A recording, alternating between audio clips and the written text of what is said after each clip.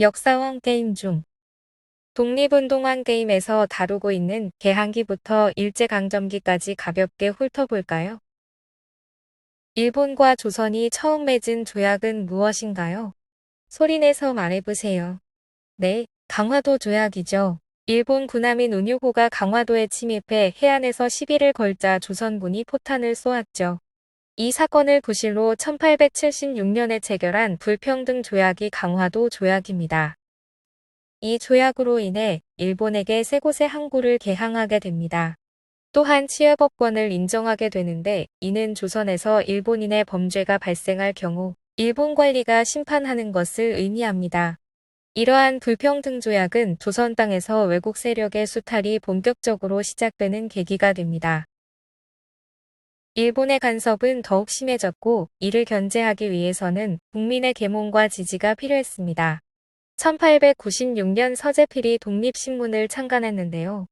정부는 자금을 지원했으나 운영에 개입하지 않아서 최초의 민간신문으로 분류합니다.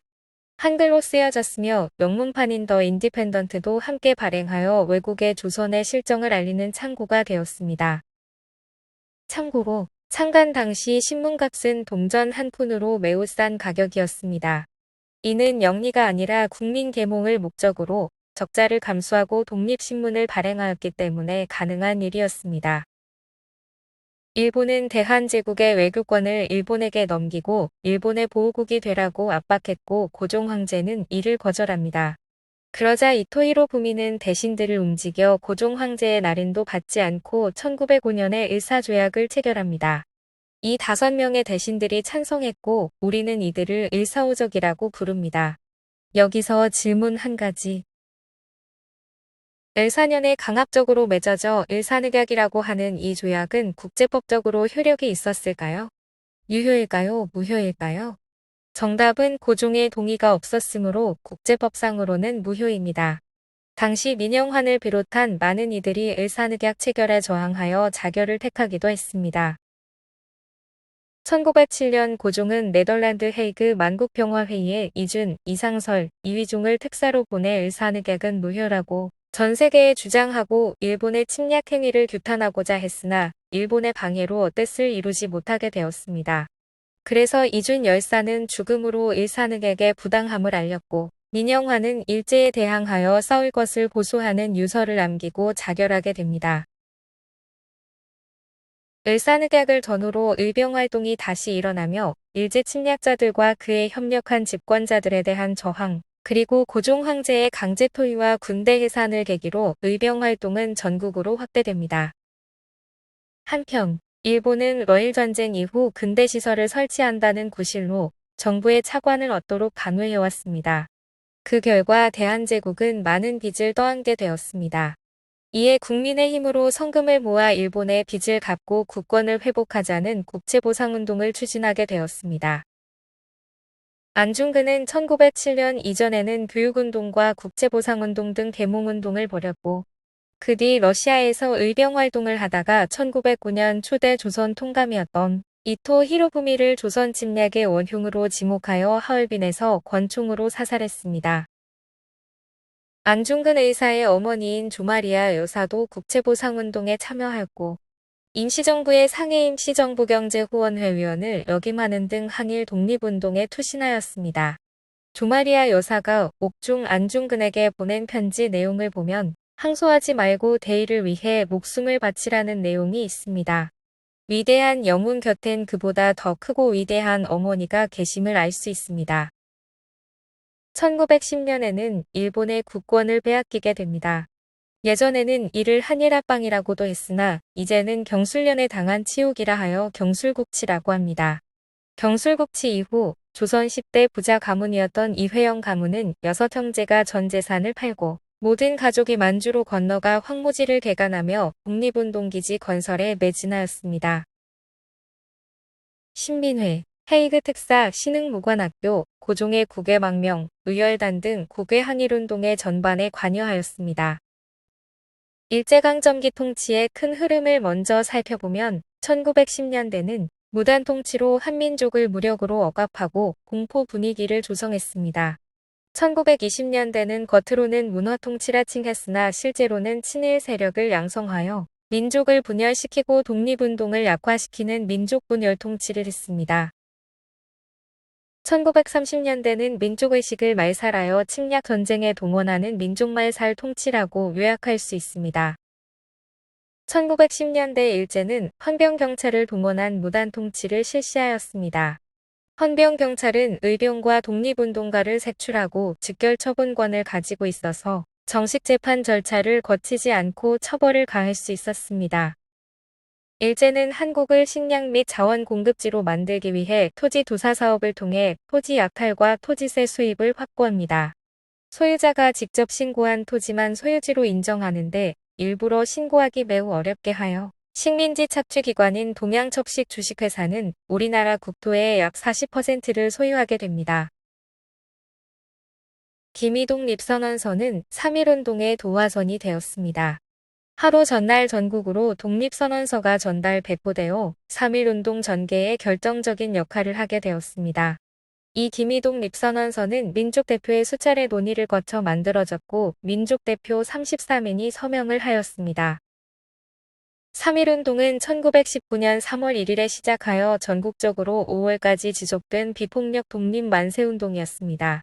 하지만 일제는 군대를 동원하여 시민들을 학살하였습니다. 3.1운동의 국내외 파급 효과는 상당했습니다. 우리 민족의 독립의지를 전 세계에 알리는 계기가 되었을 뿐만 아니라 이후 항일 독립운동의 정신적 바탕이 되었습니다. 일제는 무단 통치를 문화 통치로 바꾸게 되었고 중국 상하이에는 대한민국 임시정부가 설립됩니다. 중국 오사운동에도 영향을 미치게 됩니다.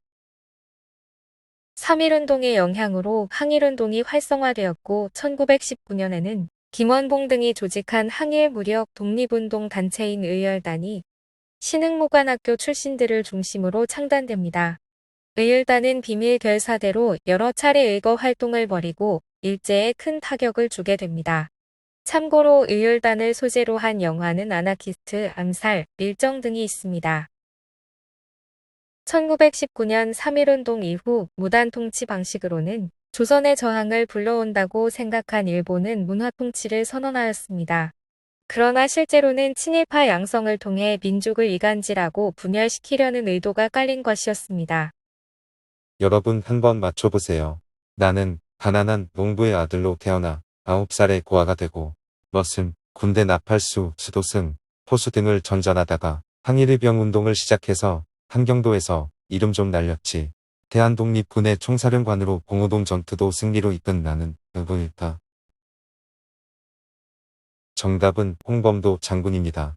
1920년대에는 독립운동 감시가 더욱 심해져 독립군은 해외로 이전하거나 국내의 산골 등지에서 게릴라전을 펼치게 됩니다. 1920년 6월 홍범도 장군은 대한독립군 총사령관으로 만주 봉오동 전투를 승리로 이끌었습니다. 여러분 또 맞춰볼까요? 교육받은 대지주 출신으로 대한제국 육군무관학교를 다녔으며 집안의 재산을 정리하여 학교를 세우고 애국개몽운동을 펼치다가 1918년 만주로 건너가 북로군정서군 총사령관으로 맹활약을 펼쳤고 특히 1920년에 여러 독립군 부대와 함께 이곳 청산리에서 일본군을 크게 물리친 이 사람은 누구일까요? 정답은 김좌진 장군입니다. 1920년 10월 일본군 대 부대가 독립군 토벌을 목적으로 만주로 출병하자 소속 독립군을 백두산으로 이동시키던 도중 청산리에서 일본군과 만나 전투가 시작되었습니다. 김좌진 장군의 북로군정서와 홍범도 장군 휘하 부대가 서로 합동작전을 벌인 끝에 일본군 3천여 명을 살상하는 큰 성과를 올리게 됩니다. 국권 상실 후 일제의 경제 침략은 더욱 거세어졌습니다. 민족의 산업을 발전시켜 자립을 이루려 한 물산장려운동이 1920년대 초에 시작되었습니다. 내 살림 내 것으로 조선 사람 조선 것 등의 구호를 앞세워 토산품 애용을 강조하고 일본 상품을 배격하여 많은 사람의 호응을 얻었습니다만 일제의 방해로 결국 실패하게 됩니다. 일제강점기 독립운동에는 3.1운동뿐만 아니라 학생들이 주축이 되어 일어난 60만세 운동과 광주 학생 항일운동도 있었습니다. 1929년에 일본 학생들이 나주역에서 조선 여학생을 희롱하여 싸움이 벌어졌습니다. 일본 경찰은 조선 학생들만 구타를 했고 이를 계기로 각 학교에 항일 시위로 확대되어 11월 3일 대규모 시위를 전개하였습니다. 이는 3.1운동 이후 전국적으로 펼쳐진 가장 큰 규모의 항일운동이었습니다. 오늘날 11월 3일이 학생의 날인 것은 광주학생 항일운동을 기념하여 제정한 것입니다. 1927년 좌익 세력이 힘을 합쳐 결성한 신간회는 1931년까지 존속된 합법적인 반일 사회운동 단체였습니다. 국내외 140여 개의 조직을 가지고 있었으며 4만 명이 넘는 회원이 있었습니다. 일제는 민족사회주의 진영의 동태 파악과 계보활동을 예의주시하며 추적하고 부금하기 위해 집회 결사의 자유라는 가장된 차원에서 이를 허가해 주었습니다. 1930년대는 민족의식을 말살하여 침략 전쟁에 동원하는 민족말 살통치라고 요약할 수 있습니다. 일본은 우리 민족의 전통과 뿌리를 뽑아 일본인에 동화시키고 전쟁에 동원하기 위해 일본과 한국은 하나라는 내선일체를 내세우며 한국신민화 정책을 본격화했습니다. 1931년 임시정부의 김구는 비밀결사대원을 모아 한인애국단을 결성하게 됩니다. 1932년 한인애국단의 이봉창 의사는 일왕 마차에 폭탄을 투척하였고 윤봉길 의사는 중국 상하이 훈코 공원에서 일왕의 생일 기념식에 폭탄을 투척하였습니다. 이러한 한인애국단의 활동으로 임시정부는 중국의 적극적인 지원을 받게 되는 계기가 되었습니다. 1933년 6월 일본의 간도 파견군을 공격하여 군복 3,000여 벌, 소총 1,500정 등을 노획한 대전자령 전투는 청산리, 봉오동 전투와 함께 독립전쟁 3대 첩으로 꼽힙니다. 조선일보사는 문자보급운동을 1920년대 후반부터 1934년까지 진행했습니다. 일제의 말살 정책에 맞서 아는 것이 힘이다. 배워야 산다라는 구호 아래 한글원본이란 책을 배포했습니다. 동아일보사는 민중속으로란 뜻의 러시아 마린 분하로드 운동으로 한글을 가르치고 미신타파, 부습제거 등의 활동을 1930년대 초에 전국 규모로 전개하였습니다. 일제가 우리말과 글을 없애고 민족정신을 말살하려 하자 주시경 선생의 문화생들이 조선어 연구회를 1921년에 조직했습니다. 조선어 연구회는 각야날을 제정하고 한글이라는 이름을 정해 잡지를 발간했으며 이후 조선어 학회로 확대되어 한글 보급에 앞장섰습니다. 조선어 학회는 한글 맞춤법 통일안을 만들어 우리말 큰사전을 편찬하기 위해 노력하다가 1942년 일제의 강제 해산으로 편찬 사업은 중단되었습니다. 조선어 학회를 소재로 한 영화에는 말모이가 있습니다. 1940년대에 들어서면서 일제의 패망이 다가오게 되고 연합국들은 전후 처리에 대해 국제회의를 진행하게 됩니다. 1943년 카이로 국제회담에서는 한국 독립에 대해 처음으로 결의하였고 1945년 2월 열타회담에서는 한국 분할 점령을 언급, 1945년 7월 포츠담 회담에서는 한국 독립을 재결의했습니다. 한 번 더 맞춰보세요. 이분은 민족 저항 시인이자 독립투사였습니다. 일찍부터 각종 독립운동단체에 가담하여 항일투쟁에 불꽃을 피웠고 생애 후반에는 총칼 대신 문학으로 일제에 저항했던 애국지사였습니다.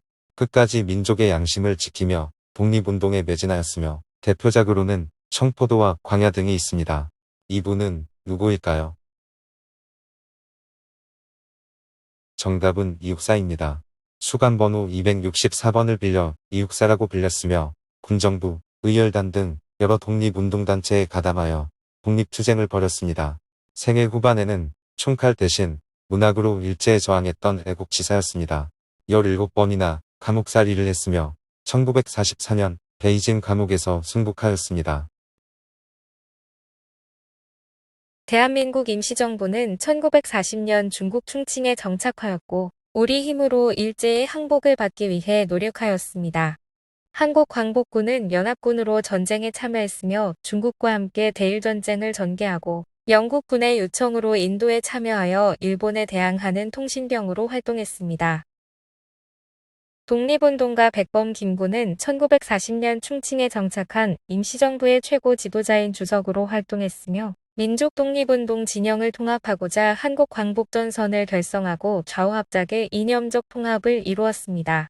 1945년 8월 15일 일왕 히로히토의 무조건 항복 소식에 거리에 만세 소리가 가득했지만 김구는 크게 낙담하여 그것은 하늘이 무너지는 일이었다고 했습니다.